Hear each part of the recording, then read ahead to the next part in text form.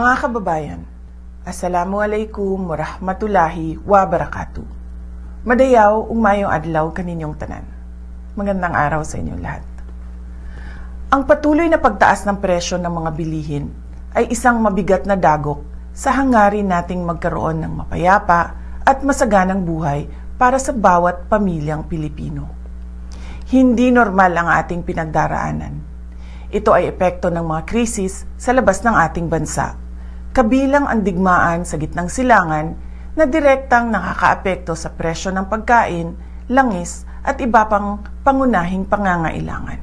Sa kabila nito, ang tanggapan ng pangalawang Pangulo ay patuloy na nagsasagawa ng mga programa na noon pa man ay nakatuon ng tumulong sa inyo na makatipid at makaraos sa araw-araw. Ang kampanya ng pagbabago sa edukasyon ay nagbibigay ng tulong sa gamit pampaaralan ng ating mga mag-aaral. Ang bus ng OVP ay patuloy na nagbibigay ng libreng sakay para sa ating mga commuters sa Metro Manila, Cebu, Bacolod, Davao at Tacloban. Ang Magnegosyo Taday ay magpapatuloy upang mapunan ang kapital ng maliliit na negosyo. At ang rice boxes ay patuloy na ipinamamahagi sa mga nangangailangan, lalo na sa panahon na tulad ngayon.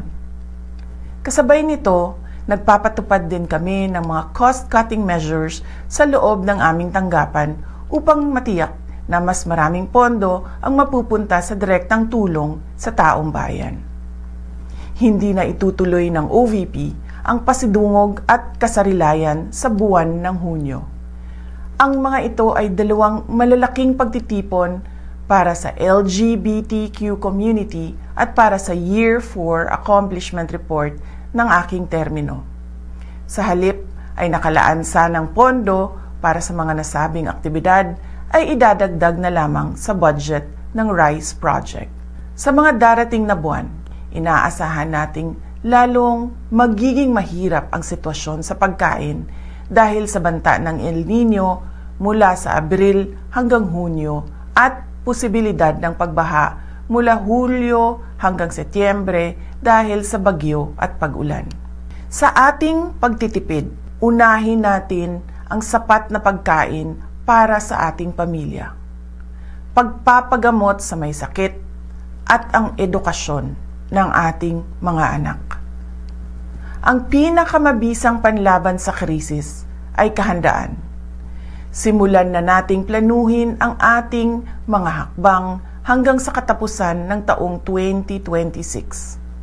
Kasama na ang pagharap sa posibleng pagkawala ng trabaho, patuloy na pagtaas ng presyo ng pagkain, at risk reduction measures laban sa epekto ng matinding init at mga pagbaha sa ating kabuhayan.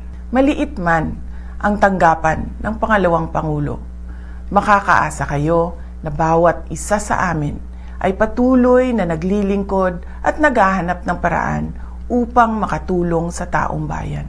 Tayo ay isang bayang may matibay at malakas na pananampalataya sa Diyos. Kaya patuloy tayong manalangin ng taimtim at naway bigyan ang ating bansa ng lakas, gabay at pagkakataon tungo sa tunay na mapayapa at masaganang buhay. Syukran.